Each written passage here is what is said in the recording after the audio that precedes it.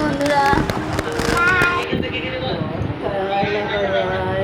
এই টাকা বাবু,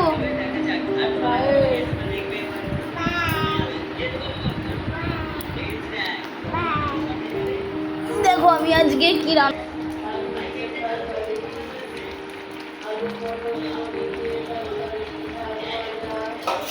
আলু, পটল আর ডালের বড়া দিয়ে তরকারি। অনেক দিন পর এই তরকারিটা রান্না করেছি। আজকে তো শনিবার, এমনিতেই নিরামিষ। তোমরা কে কে পছন্দ করো কমেন্ট করে জানিও। আর আমি তো রান্না করেছি, খাবো, খেয়ে দেখবো, তারপর কেমন হয়েছে তোমাদের সাথে শেয়ার করবো।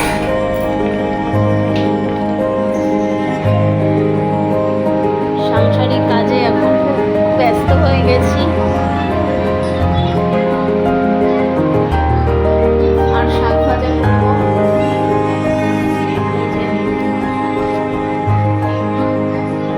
শাক ভাজা কাটা হয়ে গেছে, ভাত রান্না হয়ে গেছে, তরকারিটা হলেই হয়ে যাবে।